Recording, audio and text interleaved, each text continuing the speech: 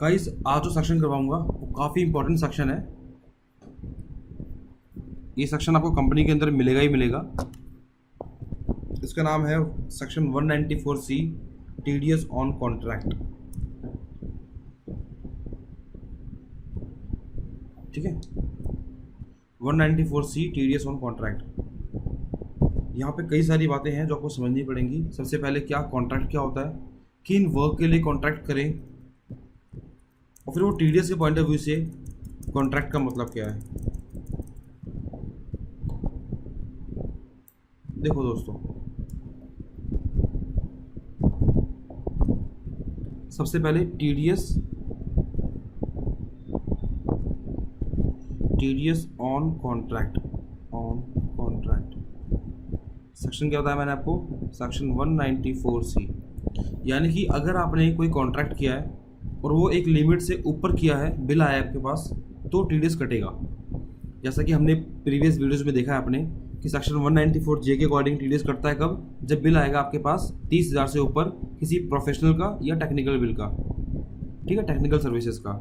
Same 194I के अंदर क्या होता है, अगर आपके पास आप रेंट पे करते हो एक साल में 1,80,000 से ऊपर, तो टीडीएस काटना होता है। सेक्शन 194H भी इसी तरह बातें करता है। तो 194C के अंदर भी यही बातें होंगी कि अगर आपने कॉन्ट्रैक्ट किया है और आपके पास बिल आएगा एक लिमिट से ऊपर, तो आप टीडीएस काटोगे। ठीक है, अगर किसी की इनकम हो रही है कॉन्ट्रैक्ट से, तो उस पर टीडीएस कटना तय है। तो गाइस पहले ये वर्ड समझो, कॉन्ट्रैक्ट का मतलब क्या होता है। Contract means agreement between two person. ठीक है, अब क्या होता है, कॉन्ट्रैक्ट जो कोई करता है किसी वर्क के लिए करता है कि सर हम इस काम के लिए कॉन्ट्रैक्ट करेंगे, हम इस काम के लिए कॉन्ट्रैक्ट करेंगे। ठीक है, आप सर मेरा ये वाला काम करोगे, आपको मैं इतनी पेमेंट करूंगा। तो कॉन्ट्रैक्ट जो होता है वो हमारा किसी वर्क के लिए होता है। तो सबसे पहले हमें यहाँ पे ये पॉइंट समझना है कि टीडीएस के पॉइंट ऑफ व्यू से वर्क का मतलब क्या है। ठीक है, वर्क क्या होता है एंड टीडीएस ने किन किन कामों को वर्क बोला है। ठीक है, तो समझते हैं एक बार कॉन्ट्रैक्ट का मतलब क्या है, वर्क का मतलब क्या है। देखो यार, यहाँ पे क्लियर है, वर्क्स। ठीक है, वर्क्स शैल इंक्लूड, क्या इंक्लूड करेगा वर्क। सबसे पहले अगर आपने कोई काम किया है एडवर्टाइजिंग के लिए, ठीक है, जैसे कोई कंपनी है, उसको अपनी कंपनी का ऐड करवाना है, तो उसने किसी और एडवर्टाइजिंग एजेंसी से, जो भी हमारी ऐड की एजेंसी होती है, उनसे उन्होंने कॉन्टैक्ट कर लिया। तो क्या होगा, अगर वो बिल भेजेंगे उस लिमिट से ऊपर, वो लिमिट अभी हम समझेंगे कि किस लिमिट से ऊपर टीडीएस करता है। ठीक है, 2 मिनट दो मुझे, आपको मैं लिमिट पे लेके आता हूँ अभी। सबसे पहले हमारा फोकस है कॉन्ट्रैक्ट के ऊपर कि कॉन्ट्रैक्ट के अंदर, टीडीएस के अंदर कॉन्ट्रैक्ट किन किन कामों को बोला गया है। तो सबसे पहला काम कौन सा है, एडवर्टाइजिंग का। ठीक है, अगर आपने कोई वर्क किया है एडवर्टाइजिंग के लिए, you tie up with some ad agency, तो आपका टीडीएस कटेगा अगर वो बिल आएगा आपके पास लिमिट से ऊपर। तो number 2, broadcasting telecasting including production of programs for such broadcasting और टेलीकास्टिंग। आई थिंक बताने की जरूरत तो है नहीं आपको, ब्रॉडकास्टिंग टेलीकास्टिंग होती क्या है। जैसे कि अभी एक शो आया था हमारा बिग बॉस। ओके, तो क्या होता है, जो बिग बॉस जिसका कॉन्सेप्ट है, जो जिसने ये शो तैयार किया है, वो गया कलर्स वालों के पास। ठीक है, उसने कहा कि सर मुझे अपना बिग बॉस चैनल, आपके बिग बॉस शो जो है आपके चैनल पे पब्लिश करवाना है, ब्रॉडकास्ट करवाना है। ठीक है, इसकी टेलीकास्टिंग आप अपने शो पे करे हो। तो क्या होगा, कलर चैनल वाला उसको एक टाइम स्लॉट देगा कि सर आप इस टाइम पे अपना शो चला सकते हो हमारे यहाँ पे। नंबर 2, हम आपसे इतना पेमेंट लेंगे। ठीक है, तो अगर आप इस तरह से कोई कॉन्ट्रैक्ट करते हो, तो इसको भी वर्क के अंदर मान के आप, अगर वो आपको बिल भेजे, तो टीडीएस काटेंगे इसके ऊपर। ठीक है, ओके। नंबर 3 क्या है, कैरेज ऑफ गुड्स और passenger by any mode of transport other than bye railways. यानी अगर आप कोई सामान मंगा रहे हो, लाइक ट्रांसपोर्ट वाले क्या होते हैं, वो अपने व्हीकल से, अपने कैरेज व्हीकल से कोई सामान लेके आते हैं आपका। ठीक है, तो अगर वो ट्रांसपोर्ट वाले पर्सन आपको बिल भेजे, अगर उस लिमिट से ऊपर बिल भेज दिया, तो आप उनका भी टीडीएस काटोगे। बट अगर आप ट्रांसपोर्ट का मोड जो है आपका वो रेलवे है, तो आप उनका टीडीएस नहीं काटोगे दोस्तों। मतलब क्या है, मान लो कि ट्रक से आपका सामान आ रहा है, ठीक है, उसने आपको एक लिमिट से ऊपर बिल भेज दिया, जो कि लिमिट टीडीएस के अंदर प्रिस्क्राइब्ड है। ठीक है, वो लिमिट अभी हम समझेंगे, मैं फिर से रिपीट करता हूँ। तो उससे ऊपर बिल भेज दिया, आप उनका टीडीएस काट दोगे। आपने वो सेम सामान मान लो ट्रेन से मंगा रहे हो, इंडियन रेलवे से मंगा रहे हो, तो क्या होगा, अगर रेलवे वाले आपको बिल भेजते हैं कि सर इतनी पेमेंट करो, इतने का टिकट है जो भी है, तो आप उनका टीडीएस नहीं काट सकते। अगेन फिर से भी बात आ गई कि आप गवर्नमेंट का टीडीएस कभी नहीं काटोगे। ठीक है, अब गवर्नमेंट का टीडीएस काट के हम उन्हीं को जमा करेंगे, ऐसा पॉसिबल ही नहीं होता। ठीक है, तो गवर्नमेंट ने पहले ही बोल दिया है कि अदर देन रेलवे के अलावा आप किसी से भी सामान मंगाओगे तो आप उनका टीडीएस काटोगे, अगर वो लिमिट से ऊपर आपको बिल भेजेंगे तो। बट क्या कर दिया गवर्नमेंट ने, एक मिनट, बट गवर्नमेंट ने क्या कर दिया कि एक छोटे ट्रांसपोर्टर को माफ कर दिया इसमें। उन्होंने छोटे ट्रांसपोर्टरों के लिए क्या कर दिया, एक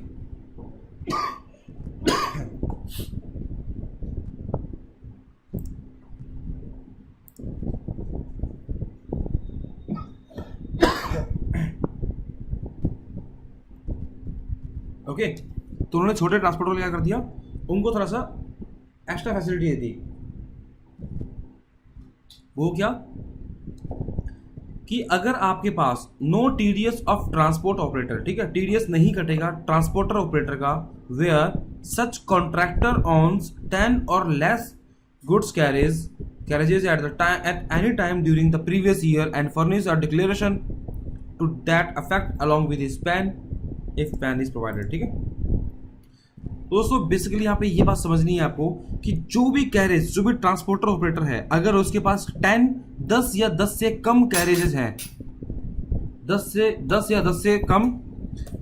10 से कम उसके पास गुड्स कैरेज, यानी उसके पास ट्रक है या ट्रांसपोर्टर है, व्हीकल्स हैं, तो उसका टीडीएस नहीं काटेंगे अगर उसने आपको डिक्लेरेशन फर्निश कर दी विद हिज पैन नंबर।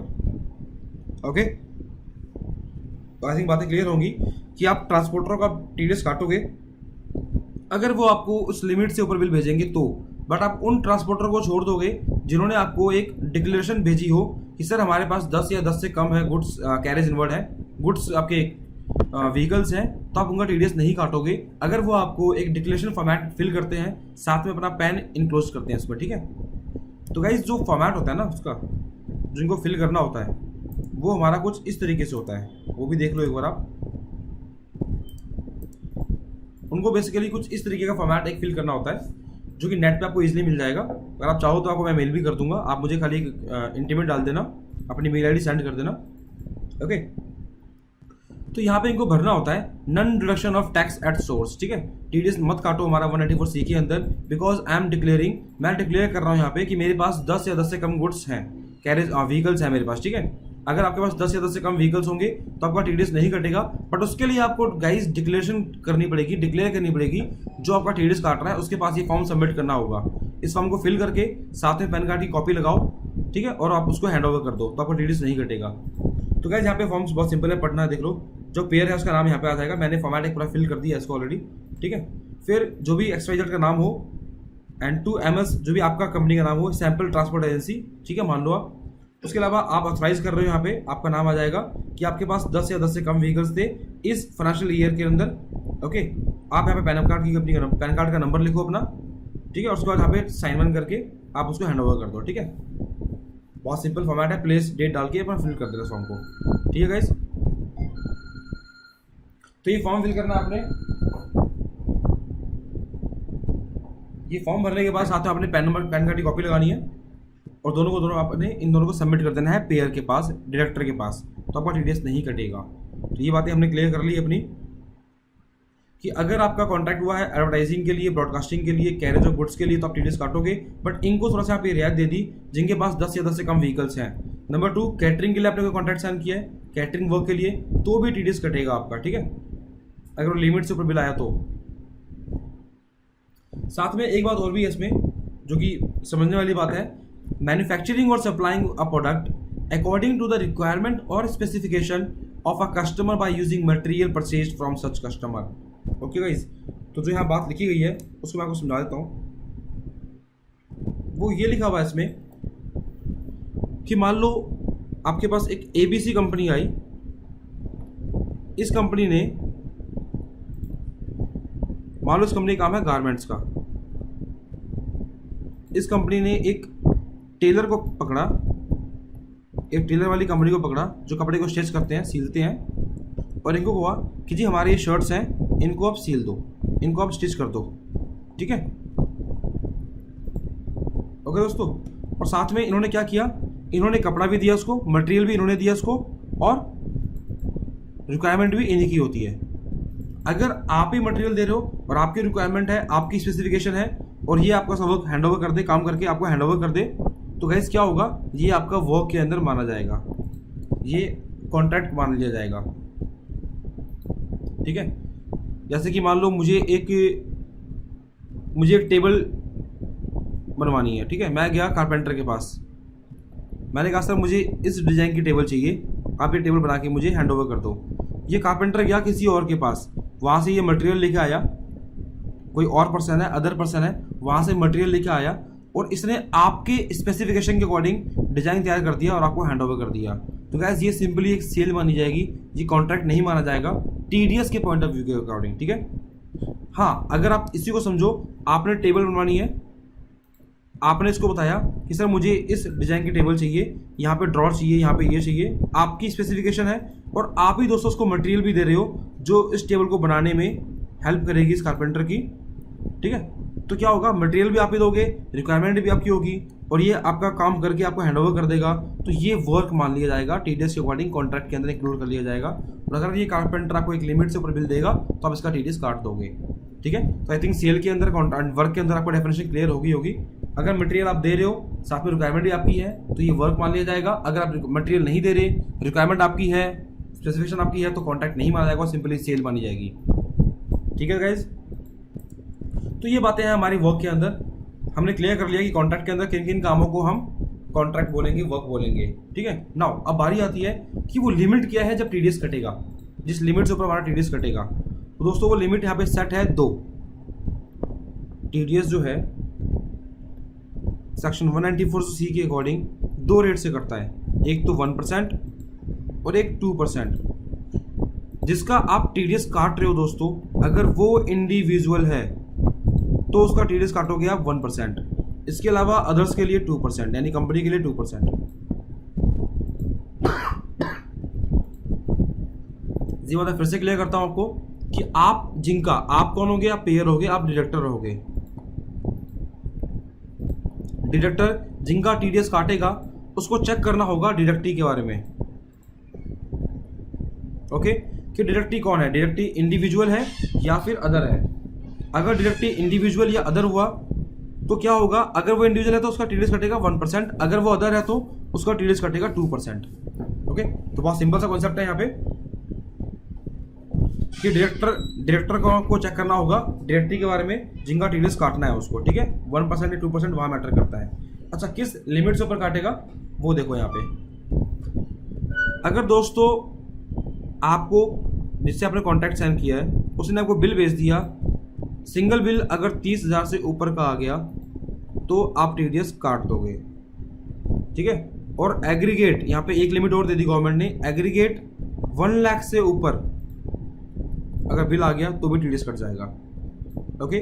दोस्तों ये लिमिट जो थी पहले 75,000 थी, अब ये 16 से चेंज होगी, ये लिमिट ही आपकी अब चेंज होगी। ये कितना हो गया है, 1 लाख हो चुका है, ठीक है।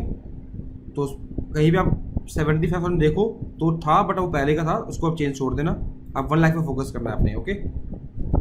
अच्छा, यहाँ पे सिंगल बिल और एग्रीगेट बिल 2 बातें हो रही हैं, अब इसको भी समझना पड़ेगा हमें कि सिंगल बिल और एग्रीगेट बिल का मतलब क्या होता है।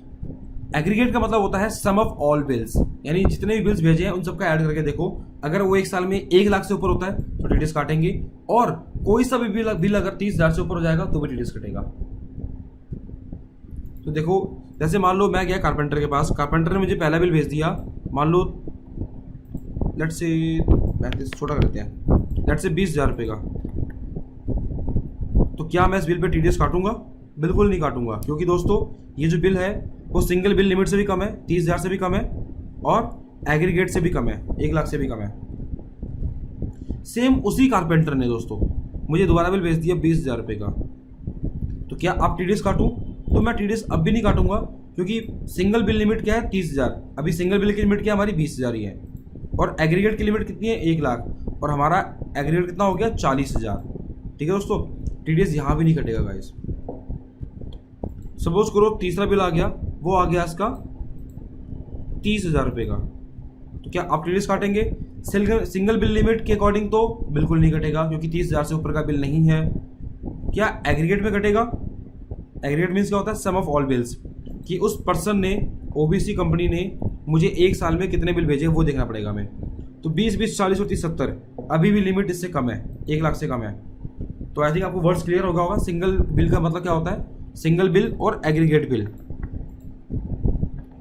ठीक है। इस बिल को हमने चेक कैसे करना होता है और इसमें इस लिमिट को चेक कैसे करना होगा हमने सीख लिया अभी यहाँ पे। और एक बार देखते हैं TDS यहाँ भी नहीं कटेगा। सपोज करो यहाँ पे उसका बिल आ गया, चौथा बिल आ गया अगेन 30,000 रुपये का, क्या अब कटेगा? बिल्कुल नहीं कटेगा। सिंगल बिल लिमिट 30,000 है और एग्रीगेट कितना हो गया दोस्तों? 1 लाख हुआ है, अभी भी नहीं कटेगा क्योंकि इस लिमिट से ऊपर नहीं गया हमारा वो। ठीक है, अगर अब कोई बिल आएगा दोस्तों उसका, अगर उसका बिल सपोज करो गाइस अगर यहाँ पे 1 रुपये का भी आ गया ना तो वो लिमिट हो जाएगी 1,01,000 रुपये। तो हम TDS काटेंगे कितने पे? पूरे पे TDS काटते हैं। सपोज करो उसने बिल भेज दिया मुझे 20,000 रुपये का, तो गाइस सिंगल बिल लिमिट तो अभी भी कम है, ये 20 है, सिंगल बिल लिमिट हमारी 30,000 की थी, लिमिट तो अभी भी कम है, बट एग्रीगेट चेक करो कितना हो गया? 20 20 40 और 60 1,20,000 हो गया गाइस। तो एग्रीगेट जो लिमिट थी वो हमारी क्रॉस हो गई। तो TDS हम काटते हैं कितने पे काटते हैं? पूरे पे काटते हैं। ठीक है दोस्तों, तो कितना कटेगा? अब वो मैटर करता है कितना कटेगा, वो 1% या 2%। अगर वो कंपनी है तो 2%, अगर अदर इंडिविजुअल है तो 1%। ठीक है, इसका TDS काटेंगे, उसको हम चेक कर लेंगे कि 1% काटना है कि 2 काटना है। ओके गाइस, तो ये है हमारा 194C के बारे में। यहाँ मेरे पास PPTs हैं तो आप इनको फॉलो कर सकते हो गाइस। ठीक है, वही बातें यहाँ पे लिखी हुई हैं कि अगर आपने बिल, आपके पास 30,000 का बिल आता है सिंगल लिमिट, और एग्रीगेट पेमेंट अगर आपकी 1 लाख क्रॉस करती है तो आप TDS काटोगे। ठीक है, 1% या 2%, 2% for the other and 1% for the individual and HUF। Okay, अच्छा दोस्तों यहाँ पे एक चीज़ और देखो, जो एक बात हमें समझने लायक है हमारे पास, कि मान लो उस टेलर ने क्या किया, उस टेलर ने बोला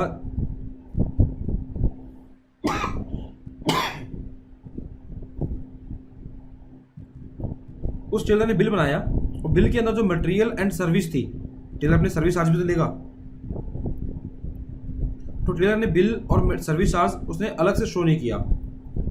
यहाँ पे इसका मतलब पहले पढ़ लो उसको। On the invoice value excluding the value of material, if such value is mentioned separately in the invoice, तो आप TDS अलग से काटोगे। जैसे कि